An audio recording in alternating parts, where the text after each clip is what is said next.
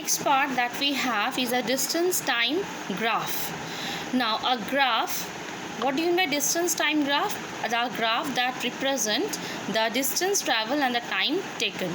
Okay, now when you're representing a graph, you have a horizontal line and a vertical line. In a horizontal line, that is the x-axis, and in vertical line, that is the y-axis. Now in horizontal line you keep the time, and in the vertical line you keep the distance. Okay, this is how you can represent a distance time graph. That is a graph that represents the distance traveled and the time taken by that particular object. Now when I come to uniform motion and non-uniform motion, if a motion, uniform motion means a motion where the body covers equal distance and equal intervals of time. What does it mean? Suppose if a body is starting its position, that is the initial position is 0, isn't it?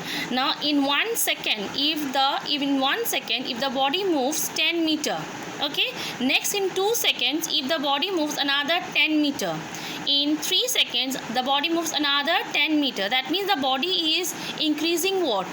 10 meter, 10 meter, 10 meter. By 10, 10, the body is increasing its distance. Okay, that means here the speed is what? The speed is uniform. Is when you draw a graph, you'll find a straight line. That is a uniform motion.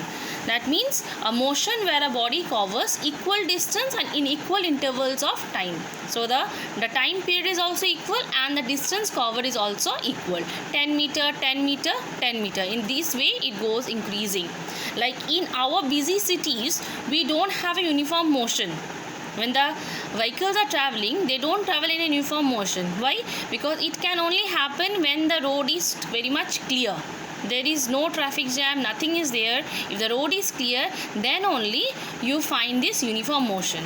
Okay, non-uniform motion means a motion where a body covers unequal distances in equal intervals of time.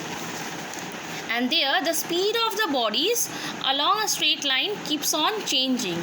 For example, so if I say that the body starts at initial position, that is 0 second, the distance here in 1 meter the body covered in 1 second the body covered 1 meter.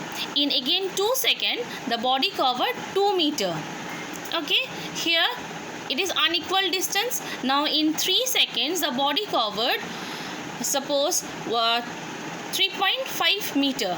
Okay, so that means the distance is continuously changing, isn't it? So that is a non-uniform motion, where the motion it covers when a body in motion covers unequal distances in equal intervals of time. The time period is equal, 1 meter, 1 second, 2 second, 3 second, 4 second. But the distance covered by that particular object is changing. At first it was 1 meter, then it was 2 meter, then it was 3.5 meters. It goes on changing. This is a non-uniform motion. This happens mainly in our cities where we have traffic jams. What happens? The car, at first when it starts smoothly. After that, into a certain, if it is having a signal, it have to stop there. There the distance what? It changes. The speed also changes. And again, if there is another heavy traffic jam, the car have to wait there, isn't it? That means the distance traveled by the car, it goes on changing. Okay, so it's a non-uniform motion. And if you represent in a graph the non-uniform motion graph, it will be a curved line, it will not be a straight line. And when you represent a uniform motion graph, it will be a straight line, because it is covering equal distance and in equal intervals of time. But in non-uniform motion, it is covering unequal distances in equal intervals of time. Now I will show you a graph of both the cases, that is uniform motion as well as non-uniform motion.